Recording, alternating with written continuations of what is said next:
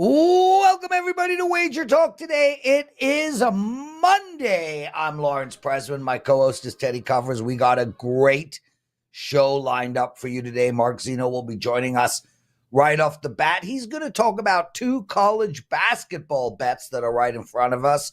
Bryan Leonard, he's going to look at some baseball futures, and Carmine Bianco is going to talk hockey. We're covering it all. Teddy Covers, how are you, my brother? I'm doing great, Lawrence. But once again, you bury the lead. March Madness this weekend. NCAA Tournament action. No, it's not start to finish every day all week. This is our Sports Center for Gamblers. But we will certainly talk big dance every single day on the show. Be sure to get if you haven't done so already, be sure to subscribe to our channel, to like today's show. We appreciate all of the positive feedback we get. And clearly, this is a week. WagerTalk Today, I'll call it must-view TV. Let's get right into it. Who's our first? Yeah, Teddy, we got a ton of March Madness lined up, a ton. And you know, every day, I even moved Kyle Anthony from UFC. So it is a college basketball fiesta going on over at WagerTalk Today. And we're going to start right off the bat with the awesome Mark Zinno. How are you, my friend? Prez, Teddy, always great to be with you. Getting ready to kick off the tournament. I've already dove in. I've already made a long list last night of games that I'm eyeing up here for Thursday and Friday. So we're going to get locked and loaded quickly. Well, me too, dude. I've already put 5 plays up for Thursday and Friday. They're in, they're locked, they're loaded. I'm ready to go. I can't wait to hear your thoughts. And we're going to start with the first game of the tournament, Mississippi State against Michigan State. You like Mississippi State on the money line. Tell us why. Well, I've committed with the very first game tipping off to betting it, so this way I can be miserable the rest of the day if it doesn't go my way. But look, I think this is a game that's likely going to be decided at the three-point line, right? At least that's what the numbers say. Michigan State 65th in the country in three-point shooting, and you have a Mississippi State defense that is 6th in the nation in three-point field goal percentage defense. This is a Mississippi State team that just handled Tennessee and held them to 24% from the three-point line. Handled Auburn, even though they lost the game, they held them to 30% shooting from the three-point line. And actually, in their first SEC tournament game, LSU, another team that shoots 35% from three, they held them to 35% three-point shooting. So clearly, they know how to defend on the perimeter. But the other edge I'm going to give to Mississippi State here is on the glass and the offensive rebound rate, 21st in the country for the Bulldogs. They're also 56th in the nation in two-point field goal percentage shooting. So they want to play this game inside. And believe it or not, I think this is a style that actually benefits Mississippi State. When you look at these Big Ten teams, it's that muck it up, gross, slow style that they always play. Mississippi State sort of plays that same way, so they're not going to be out of their element going up against a Michigan State team that doesn't mind slowing things down and mucking it up. Look, both of these teams, guys, are bad in free throw shooting, although Mississippi State is a lot worse. They're actually bottom like 30 in the country. So you're going to have to deal with them making those 2-pointers, getting fouled, and probably missing the extra the free throw for the three-point play and the extra point. So a little bit of concern there. But again, I think styles-wise, guys, when you look at the games that Mississippi State has won this year, they were able to beat Auburn during the regular season. They beat Tennessee twice. They were close both times with South Carolina. These are all defensive-oriented teams and teams that are in the top 20 in defense, so they can match up against those teams. Look at the teams that they lost to. They lost twice to Kentucky, run up and down, score a ton. They lost twice to Bama, run up and down, score a ton. They lost to Florida, run up and down, score a ton. Mississippi State offense isn't geared and is not an offense that you want to trust to play catch-up at any point in time. So the slower style, the slower pace, the lower scoring, going to benefit the Bulldogs here. I don't believe Michigan State was actually a tourney team to begin with. I think Mississippi State certainly earned their berth and played a much tougher conference and a much tougher schedule all year long. Tom Izzo, guys, 24, 23-1 against the number in the NCAA tournament since 2006 here. Give me the Bulldogs with the outright upset. I guess you can call it an upset here, the 8-9 matchup. But give me the Mississippi State Bulldogs on the money line here to win this thing outright.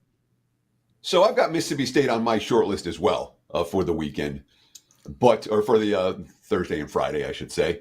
But I guess my biggest fear in this game, and it comes with a lot of games in this point spread range, It is just a pick'em game. I mean, when we look at Michigan State, Mississippi State lined at 1. We've got Oregon, South Carolina, 1.5. We've got the Nevada Dayton game lined at 1. And we can go on and on there. I think there's 6 or 7 games that are lined at less than 2 points or less. Isn't this game going to be tied with 2 minutes left and it's a coin flip? Or is this a game where Mississippi State has a legit advantage? You can see them winning by margin. Well, I think, again, if Mississippi State here is doing what they do inside and making shots, they're going to force Michigan State to go back out to the perimeter and shoot. Like, this is one of these things where a game that I feel like if Michigan State is making threes early and they get themselves a lead, Mississippi State is in real trouble. As I said, they're not built to play a ton of catch-up. Look at the way the Auburn game just went, right? Like, it was close throughout the first half. They grinded through the first half and were able to sort of force Auburn to play a style that was not what they're normally used to playing, and they dictated the pace and kept it close, and they were able to stay close the whole game for the most part. I know they pulled away by 7 at the end, and it looked maybe a little bit more, wider of a gap than what it really was, but that was a 3 or 4 point game, into the final minute. So as long as Mississippi State plays with a lead, they're going to be comfortable holding on to that lead.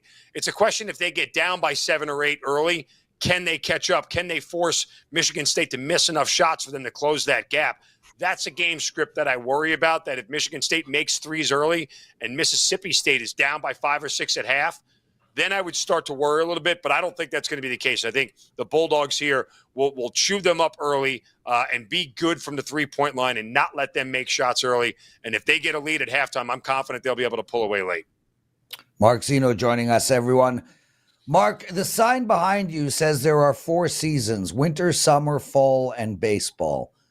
Why doesn't it say winter, spring, fall, and baseball? I guess spring is when baseball technically starts. I never thought of it that way. It's a fair point. Maybe because look, you play baseball games in spring. Or They're in called summer. the boys of summer. Yeah, boys of summer. Yeah, maybe Just it should admit that your sign is wrong, and let's move on. Prez, I think what you have posed is a fair question that doesn't really have an answer. So I will admit that my sign is lacking. Okay, there we go. Mark Zinno. Okay, so Georgia playing Xavier. Neither of these teams made the big dance. This is an NIT game. It's tomorrow, 7 p.m. Eastern. You like Georgia here, -1.5. Fill us in. When it comes to the NIT, guys, I handicap the NIT very similarly to the way I handicap bowl season for college football and the NFL. It's a college football, and the teams that don't make the college football playoff. Motivation is a big part of this. This is a Georgia team right now, and that's what this whole handicap is about. This is a Georgia team right now that is going to play their first postseason game since 2017. They don't have a postseason win since prior to 2015. Like, it gets to a certain point where your basketball program, when you're a football school like Georgia, gets in the doldrums so much that you want it so bad to be better, and the school and the AD and everybody wants it to be better. This is a Georgia team this year that started out very hot, right? They look like a team that you be able to include in the NCAA tournament discussion. Now, clearly, their defense wasn't good enough, and they fell off towards the end. They kind of got exposed a little bit, but this means so much to this Georgia program. They're going to play the game at home at Stegman Coliseum. Xavier, on the flip side, was a team that headed into February was one of those last 4 in, first 4 out kind of teams that were in the Big East mess. They're one of the Big East teams that decided to play in this thing, even though all the other Big East teams that missed tournament said, we're going to pass. What does this really mean to Xavier? I don't think it means much. Them going on the road here, having to play in an environment where fans are actually going to show up for this Georgia team to go play a postseason basketball game. I don't think Xavier really cares one way or another. I think Georgia cares a ton. They want to win the game. Getting a postseason W means a lot to this program right now. And Mike White trying to build this program back to what it used to be, an NCAA tournament caliber team. So all about motivation for me here. I'm taking the Bulldogs at home, and I'll lay the 1.5. Mark Zinno, before Teddy asks you a follow-up specific to this game, what I want to talk about, and Teddy, I appreciate your opinion here, is this NIT tournament. a lot of people struggle to find which team is going to be motivated. Right. Do you buy into that, Teddy? Because from my perspective, I understand there are going to be teams that are disappointed they didn't make the big dance. But I got to feel like, hey, they're in a tournament. They want to win. Do you buy this concept that there are teams coming into this tournament that just won't be motivated? Yes. And certainly one of the things when it comes to the NIT that you do that you don't do. I could give two craps about what the coaches' quotes are for a lot of the NCAA tournament games. For the NIT, I want coaches' quotes. I want players' quotes. I want some video of the locker room when they get their bid. I want something that says this team is interested, not this team is devastated. Once the ball tips off, all right, particularly if you're a road team, the motivation factors, in my mind, kind of fade away a little bit. If a home team has no motivation and the crowd is dead, they're going to stay dead through the whole game. If a road team, you have questions about their motivation, once the ball tips off and they start playing, a lot of times, in my mind at least, those questions go away. That's my 2 cents. Lawrence, what about you, Mark? Agree, disagree? Yeah, I mean, to a certain extent, at a certain point, once the ball tips off, like sort of the game script develops as the players make it develop. So all the motivation stuff is out the window at that point. Yeah, I mean, I do agree to that. I mean, but I would tell you again, it's one of those things where, how this game starts will tell us a lot about how it's going to finish. Georgia is going to be excited to tip this game off. And for Xavier, it's just another game. If they're making shots, and neither one of these teams are great shooting teams. In fact, Xavier is a much worse shooting team than Georgia is overall. But, if they're missing shots early and they get down early, their desire to fight to get back in this thing, knowing what does this lead to? Oh, another game that doesn't really mean anything in the grand scheme of things. Like, there are very few schools that are proud of the NIT banner that's hanging in their gymnasium, right? And for a elite Power 6 program, when you include the Big East with the other Power 5s, like, Xavier's got Final Four banners hanging up in their gymnasium. The NIT one doesn't really wind the clock as much. So if they get down early, the guys are just like, okay, they kind of just ride it out and play and hope for the best, whereas Georgia's going to give you their best effort for a full 40 minutes here. Just real quick, Mark, before we let you go, I want to ask you one follow-up specific to this game, and that's Georgia's home court advantage. Yes, they're going to be playing at home. Yes, they're not on spring break, so there will be people there. But Georgia's been a bad point spread team at home. You want to talk about teams that haven't covered numbers. Georgia's, what are they, a 33% proposition ATS at home this year. Is this home court worth anything? I honestly thought they were going to be installed a dog. I thought they'd be like a 2-point underdog here, and I really, really would have liked them a lot better. But I think the handicap is kind of the same. To your point, though, I'm not asking them to cover a big number. Like the chance that this lands on 1 to me is pretty slim. So that's why I didn't mind laying it here. Either Georgia's going to win this game sort of by, easily 7 or 8, or they're probably not going to win it altogether. They're going to need to play a good game. And the reason that they haven't been covering numbers at home is because their defense is bad. But this isn't exactly a Xavier offense that takes advantage of that, right? Like they're just not, as I mentioned, they're not a great shooting team. They're not going to fill it up as much as some of the other teams that we may see in the NIT. It's just not the way they are. I mean, their effective field goal percentage is 254th in the country. So both of these teams play with pace. They like to run. They'll try to get out as much as they can here. And by the way, those legs, when it comes to running and catching up in the second half, if they're down by 7 or 8, that's when they stop running as hard, right? That's when the motivation factor comes in the second half. So I don't think Xavier's an offense that can take advantage of a bad Georgia defense here. And I got the Bulldogs enough here at home in front of their home crowd. Outstanding segment. Mark Zinno, Kelly Stewart has a survivor pool going. Anyone is welcome. She has posted it up on Twitter. So check it out, join. I've got 2 teams going in. Did you sign up? And it starts on Thursday, right? It's not, the Wagner game doesn't play into this, right? No, they don't. So you have, go ahead, Teddy. I was going to say the tournament, the play-in games Tuesday night and Wednesday night. The big dance officially starts on Thursday. Those will be the games when you're talking about for any contest. The Tuesday, Wednesday games tend to be, just whatever seed goes into the next round, and then you eliminate them. I've got a strategy. I got a strategy. I plan on winning it all. Mark Zinno, what do you got to promote? One play up at the site tonight. Obviously, we don't have any college basketball, so we went back to the NBA. Guys, I was top 2 or 3 in the NBA from mid-February to mid-March. We took a little bit of a break as we got towards the end of the conference, season with college basketball. Went on an incredible 8-0 run towards the end of last week. So back in the NBA tonight. Best bet up on the website, wt.buzz/MZ. Go get it now, guys. Thank you, Mark. Teddy covers, lots to talk about. Let's start with what did bettors learn, and then we're going to regale our audience with some texts between me and you, because Friday night was something special. You first. All right, let's start with a little what bettors learned. And I want to talk about that poor kid from Kent State. If you didn't see it, the backup guard for Kent State, his name's Julius Rollins. He's a sophomore from Chicago. And hell yeah, I looked him up. He's played 57 games for Kent. 54 of those games he came off the bench.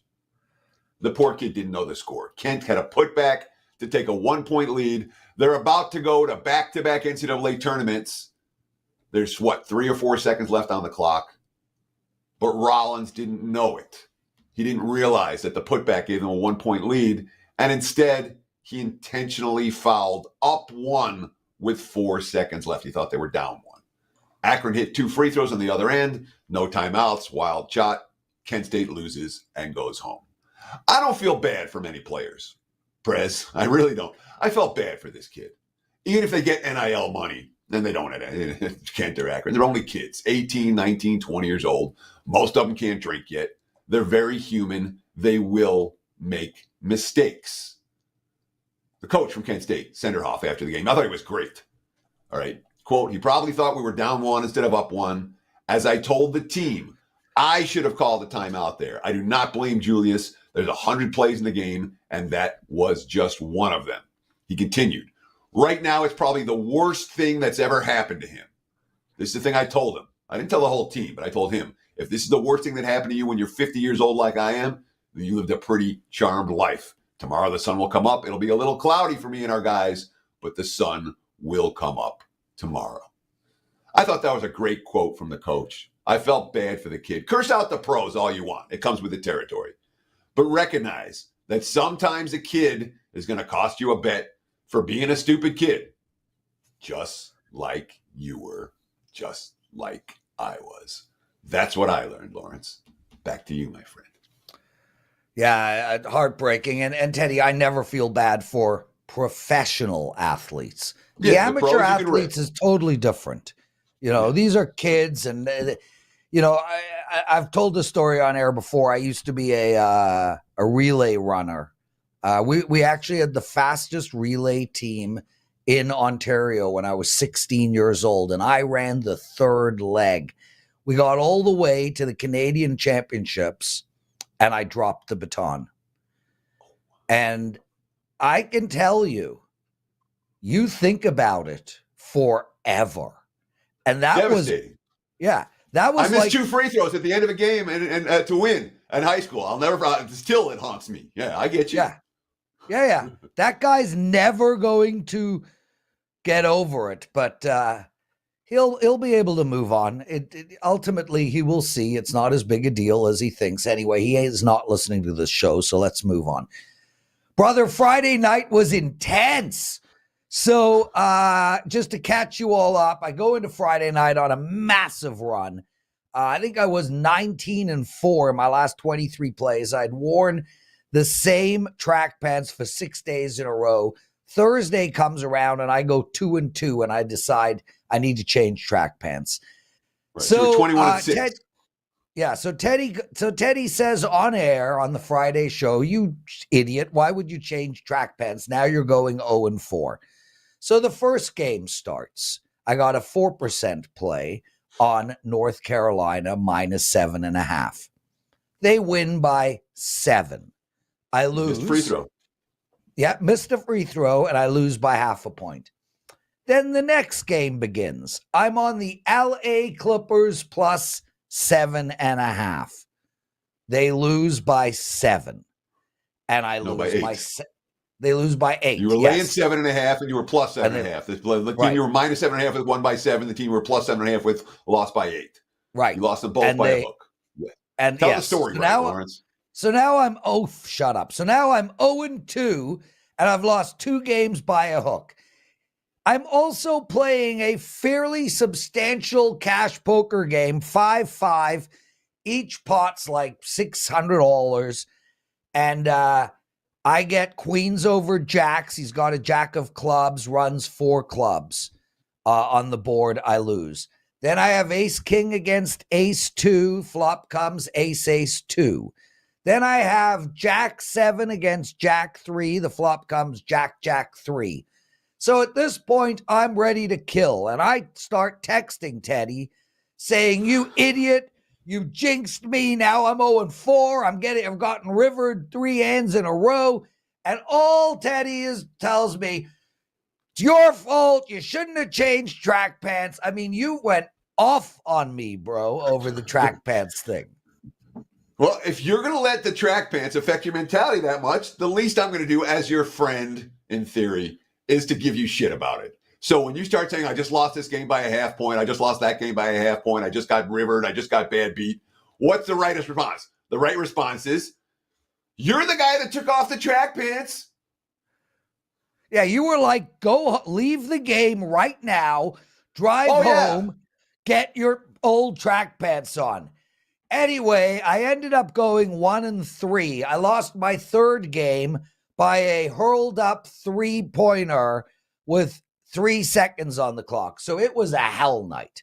Saturday comes around. I end up going 3-2 for my clients, but I had the Leafs on the money line. They were up 4-2, Teddy, 4-2 with a minute to go in the game. 1 minute, and they lost.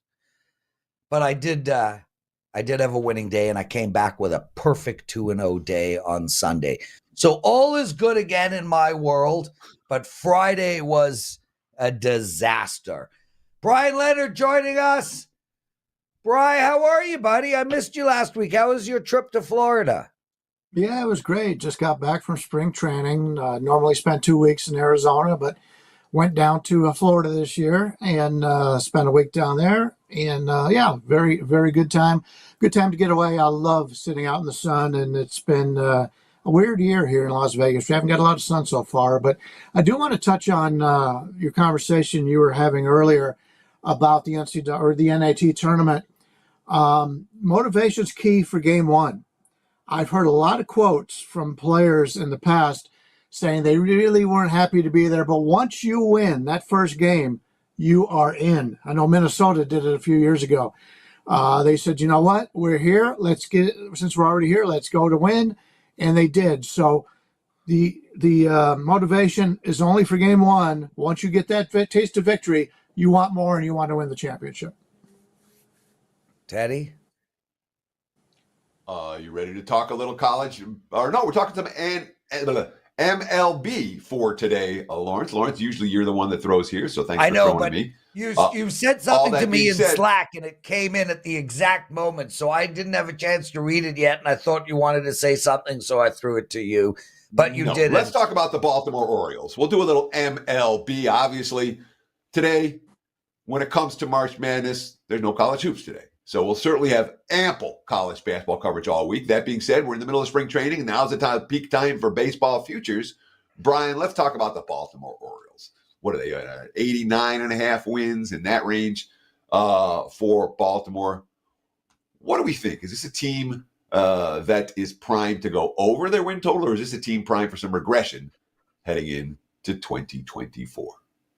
Well, you mentioned regression. This is a team that won 101 games last year. And the lines makers don't care about that. They want to see what they're going to do this year. And so they are counting in some regression. As you mentioned, 89.5. I think this line's good all the way up to 91. I like this Baltimore team. And the reason I like the Baltimore team is because of the Baltimore organization.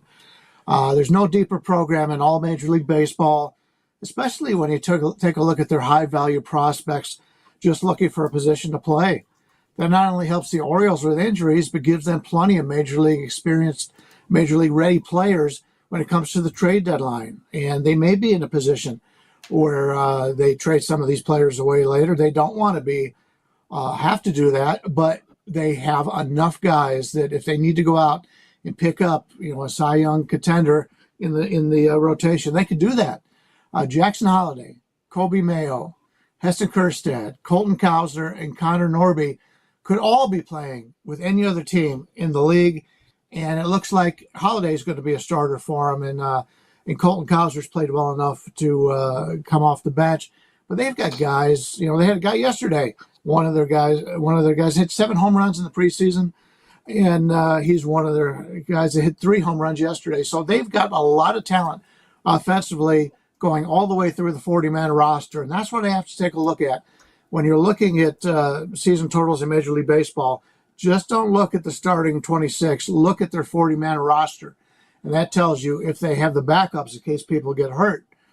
From a pitching standpoint, the Orioles brought in Corbin Burns, the best free agent out there. He's going to be a free agent after this season, but they brought him in, and he's one of these guys that's just been a dominant starting pitcher for most of his career. Grayson Rodriguez is a true breakout candidate. And while Kramer, Wells, and Irvin are not highly thought of by others, they are innings eaters that lead to a solid bullpen and quality reinforcements around the way. Kyle Bradish is a guy that really came out last year until he got hurt and proved that he could be an ace. He will be back in a month or two. John Means is a guy who used to be their number 1 starter, and he has had injuries. He will be returning later on this year. So I'm not as concerned about the pitching staff as a lot of other people are. And while the league schedule is more balanced this year, I don't really think any of their league rivals got any better. The Yankees brought in Soto, but they lose probably the number 2 starter in baseball, and he's going to be out for a couple of months. So Baltimore is the team that's gotten better, and they won 101 games yesterday, and the players have talked about learning how to win. That was the big thing last year. They learned how to win, and I think Baltimore going over the 89.5 right now is a pretty good gift. I'll play that over. So, Brian, I haven't seen anyone or talked to anyone that likes the Orioles under. It's just been one person after the next. Orioles over, Orioles over, Orioles over. Yet there's clearly some resistance in this number. It's not going through the roof. What are the guys that are betting against Baltimore? There's clearly a contingent of sharp money that's betting against the Orioles on their season win total. What are they seeing that we don't agree with? Well, it's a regression situation. They're a young team, a lot of young players, and I talked about the guys that aren't even going to make the team. They are depending on a lot of young players, and you just talked about in your last comment about young players making mistakes in the kink game. These are things that young players do. And this team is loaded with young players. It's not a veteran team like the Yankees or other teams that have been there before. Baltimore came out of nowhere last year. The young guys came up and played a year ahead of time. We're going to see a lot of this the same way with the Arizona Diamondbacks this year. They were also a team based on a lot of young players that had a really good season last year. And I think out of the 2 teams, Arizona will be the team that reverses a little bit and doesn't quite make it like they did last year. Bryan Leonard joining us. Guys, if you like what you're hearing, take a second out of your day and hit that thumbs up button. Those likes are important to us. Also, make sure to comment in the chat room and when the show goes live. I'd love to hear your thoughts on some baseball future bets that you might want us to talk about or you are personally making. Brian, another one that you like is Cleveland under 79.5. Tell us about that bet. Yeah, I tried to use 2 American League teams today, and if it's okay with everybody, next week I'll come back with my best 2 National League teams. But yeah, I spent half my life in the city of Cleveland. I know this organization like the back of my hand. It's my favorite team in any sport, even though I hate the name change. This has been a low payroll team for many years that has had the forethought of signing young, talented players to long-term contracts. And that's where you go back to where Cleveland was going to the World Series, going to the playoffs every year, was because their young guys were in really good contracts. Well, we've heard all about the shortstop talent for this Cleveland team stockpiled in the minor leagues for the last 3 or 4 years. Yet we're a week away from the season starting, And yet this team has not made a decision on the shortstop because none of them have really shown anything. And that is the concern with this Cleveland team. They've got a pretty good minor league talent, but really none of them have shown well the last few years. And that's a concern here with a team that will possibly fighting it out to break even on the season, especially in this division where I think two of the teams in this division are much better than they were last year. But from a hitting standpoint, the Guardians have good speed but little power. The problem last year was they didn't run enough, and that was something that they're going to correct this year. We do expect this team to steal more in this season, but the lack of power remains. Only Jose Ramirez and Josh Naylor had major league power. If you take a look at this expected starting outfield, it'll likely combine for 35 dingers, and that just won't get it done at this level. The pitching staff is talented, as it always is in Cleveland, but the two best starters are coming off of injury. They tried to trade Shane Beaver in the offseason. They couldn't get anybody to take him. So there's major concerns with their health of the starters this year. And the final point of contention is the coaching change. This future Hall of Fame manager, Tito Francona, finally retired because of health issues a year ago. And we like the move, but he's never managed, Stephen Vogt has never managed or coached in Major League Baseball. He is a guy who really likes the analytics, and that's why they brought him in. And I think in the long run, that'll help. But he's never coached in any capacity. And because of the low payroll, this team will not be involved in the trade deadline. Just the opposite of Baltimore. With the Tigers and Royals being much improved, we can't see our favorite team reaching this total. So we're going to play the Cleveland Guardians under the season win total. And Brian, just real quick, you said that there were two teams, because my follow-up question was going to be about who you liked. And in a division that there's a lot of teams that aren't well thought of. You said there were two teams, however, in the AL Central that stood out to you as being much better than they were last year. I'm assuming one is Detroit. Who's the other one? Detroit and the Royals. Detroit's pitching staff, I just love this pitching staff. They brought in some other guys. There are guys that have been in the minors that have struggled, are now healthy. They're very deep in the starting pitching staff. And Kansas City's a team that has gotten much better. They had some injuries last year. They've got some good young players.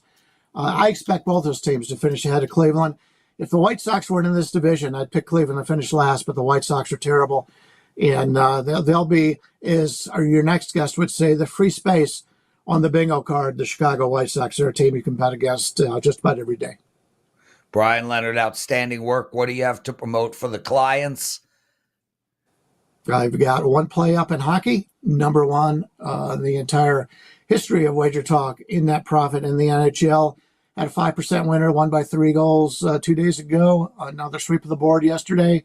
One play up in hockey on tonight's card. Still looking at the NBA card. Don't know if I'll have anything else. And, of course, we'll have NCAA basketball up every day this week. Starting today, I'll take a look at that. So we'll have a full week of real strong games and a couple Korean baseball games. Well, actually, MLB Korean, as the Padres and the Dodgers get the season underway here. So everybody else plays next week. Looking really forward to it. Had a lot of success over the years in Major League Baseball. Number 3 in profit last year. Outstanding. Bryan Leonard. Teddy Covers, you're going to tell us, I hope, because I've been following, man. 9-1 all sports run for Teddy, everybody, an 11-1 college basketball run. Those are incredible numbers. It's your big game breakdown. I suggest you tell us about those numbers again so you can tweet it out because you are on fire. Yeah, it was a real good weekend. No question. We love conference tournament season. We love this time of year when it comes to college basketball. As you mentioned, Lawrence, 9-1 all sports over the last 3 days. And I'm an 11-1 college basketball run heading into the true madness this week. So it's been a nice run. That being said, here on WagerTalk today, for the majority of the week, I'm going to talk college hoops. But today, you guys want actual info for today. So we'll talk a little NBA, the Cavs and the Pacers. Right now, looking at the free WagerTalk Live odds screen, I'm seeing Indiana minus 6.5. Total's been bet down. 225.5. There are even some 225s out there as we speak. And the fact this total is getting bet down is good for us because we like the over in this ballgame. Indiana plays with pace consistently. The number 2 in the NBA when it comes to tempo. Only the hapless Wizards play faster than the Pacers. Now, Cleveland's full season numbers on the other end of the spectrum. They're one of the slowest paced teams in the league. But when Donovan Mitchell has been sitting on the sidelines in street clothes like he will tonight, the Cavs have really been looking to push the pace. They want more opportunity in transition. They want more open looks from three-point range. They want fewer half-court sets. They're 4-1 to the over in their last 5 games, Cleveland is, and that's an emerging trend worth paying attention to. Both previous meetings this season flew over the total. 237, 238 points scored in those 2 games. And note, with the Pacers trending under of late, we're not looking at the 240s and 250s we were seeing for Indiana a few weeks back. Now we got a game 225 and a half. I think that's light. And it's not like the Pacers aren't scoring. They've won 120 plus each of the last 3 ball games. I think we see a relatively high scoring affair tonight once again between the Cavs and the Pacers. I like the over between Cleveland and Indiana. There's your big game breakdown. Take advantage of all the great March Madness packages at WagerTalk and or sportsmemo.com. Lawrence? Speaking of Indiana, brother, I had 1 futures bet in the NBA for my clients. 1 and 1 only. You need 1 more win. Yep. I got 15 games to go. Indiana over the total. Pretty freaking pumped. Only had 1. I almost never make these future bets, but that one stood out like a sore thumb. Carmine Bianco joining us, everyone. Carmine and I were together on Saturday night. Carmine had the misfortune of having to watch me watch the last 2 minutes of the Leaf game, overtime and a shootout. He had his camera up trying to film me in a bar where I was legitimately freaking out, right, Carm? I mean, I was pacing. People were getting annoyed with me. They wanted to throw me out. I wanted to throw them out. I mean, it got ugly. It certainly did, guys. Thanks for having me on. Teddy, I have about 6 different videos that I shot during the last 90 seconds of the Leaf game where they blew a 2-goal lead with the last one, I think, with 5 seconds left in the game. The game goes to overtime and then a shootout, and they lose in the shootout as well, too. And I filmed them in like 30 or 40-second ones or else I'd have like a 7-minute video. And I wouldn't be able to use it on puck time tomorrow because the Prez is on. I will have these videos on because he'd love to embarrass me with that Viagra story. I'm going to embarrass him with showing you how this man, who's going to be 55 next month, acts in a nice restaurant in the bar area, absolutely just yelling at the top of his lungs, people turning around. And he's like, I'm a passionate fan. There's passionate and there's embarrassing. And he was both. But with that said. So the moral of the story, and we'll talk about this tomorrow on Puck Time, is Prez cares so much for his clients that he can't contain himself even in a public environment. Absolutely. And that is exactly the type of handicapper you should be purchasing, everybody. So we have a promo code, Freaking Out 10. We do not have a promo code, and that won't work. Anyway, Carm, let's get straight into it. There's only 2 games tonight. I don't like any of them. It's a shitty card. Calgary playing Washington, and man, look, Washington's got a pathway. This team is 1 point behind the wild card spot with a couple of games in hand. They're playing good hockey. They have a shot at the playoffs. Calgary has to feel exactly the same way, even though they are way behind, I think 5 or 6 points. They still do have a path. With that said, man, I can't find a bet in this game. Where are you going?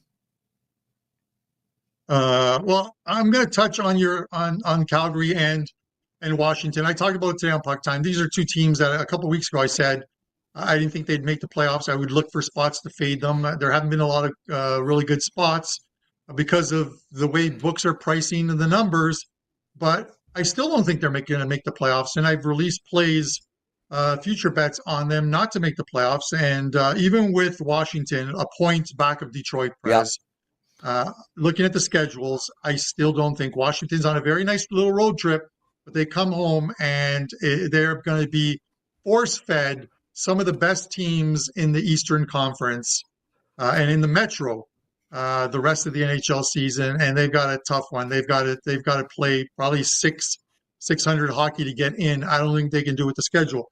This game here, listen, Calgary's playing well. Dustin Wolf is named as the goalie for tonight for Calgary, and I like that because he's played well his last couple of games. Montreal, 38 shots on goal. He stopped 36. Vegas Golden Knights, 29 shots. He stopped 28 in wins. I'm going to look at a player's prop in this game. I did give out the under on puck time, but I'm gonna look at a player prop here, and it's Mikael Backlund over half a point, -120. He's in this month of March, he is trending towards having his best month of the season. Increased ice time, increased points. His ice time was only higher in January over 14 games. He's getting a lot of ice time. This team is playing scrappy, and he is scoring points. This month will be his highest scoring month points wise during this regular season. He's at -0.5, -120 is very little to lay in a spot in which I think Calgary probably gets the win. But I'm looking at as much as I'm looking at the under, you can cash an under bet and cash a player's prop bet, and I think he's going to be a big part of the power play and one of those top two lines. He's going to get his point tonight, over half a point, -120 for this first game. Prez. Teddy. Let's talk about the second game on the card for tonight. Buffalo on the road at Seattle right now. Pretty close to a pick-em in this ball game. Seattle -115, -120. Total 5.5, juice to the over. What do you want to do with the Sabres and the Kraken Monday night NHL? Yeah, you know, the Sabres and Sabre fans, and I'm a Sabres fan, but I never thought coming into the season they would be in the playoffs. I didn't think halfway through the season. I still don't think now that they're going to make the playoffs. There are just too many holes on this team. You can't have one good goalie, which is all they really have in Luukkonen. But Seattle, you look at Seattle, and they had put a nice little run together, and then they lose 4 straight games. And they haven't looked good in those four games. They've allowed 31.5 shots per game, which once you're into that 31 and higher, it's a bad spot to be in as far as, especially if your goaltending isn't there. They're 11 points out of a playoff spot. I think they've pretty much given up at this point. They're going to win some games throughout their final stretch. But the Sabres, they still believe heading into this road trip that they have a chance to make the playoffs. They're going to play Seattle tonight, then Vancouver, then Edmonton.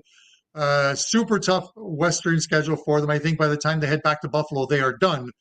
But I think they get off to a win against the Kraken tonight. They've been playing well, and they play well. The last couple of years, they've played well on the road. Teddy, last year, they were 25-16 on the road, a winning record on the road, a better record on the road than they had at home to finish 1 point out of a playoff spot.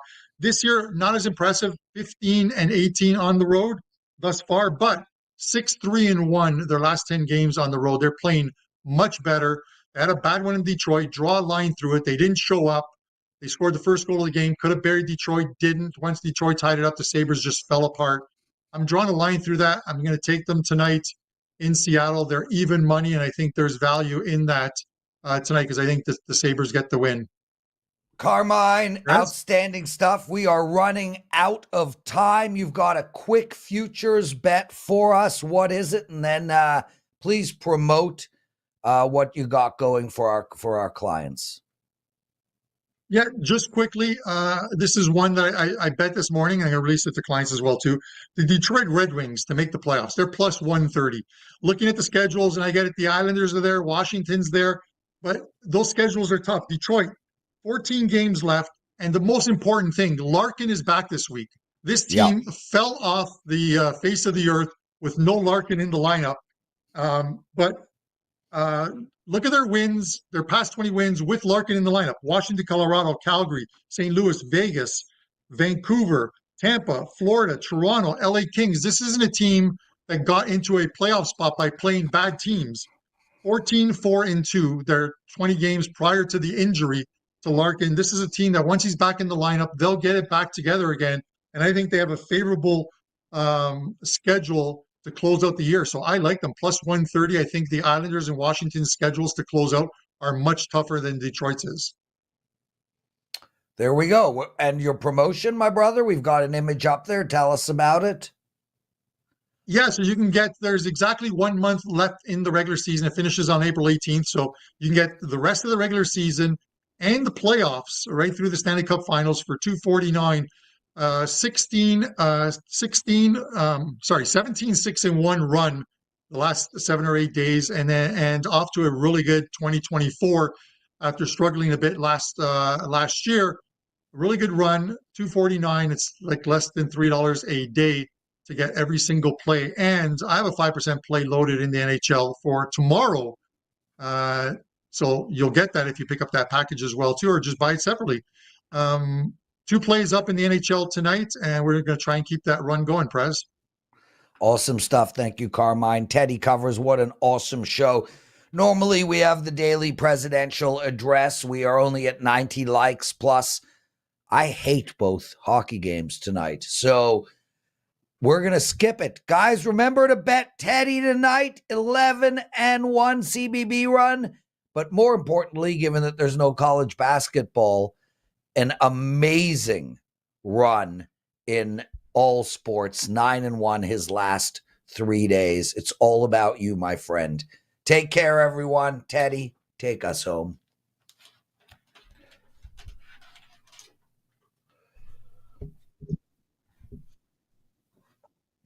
Not muted anymore.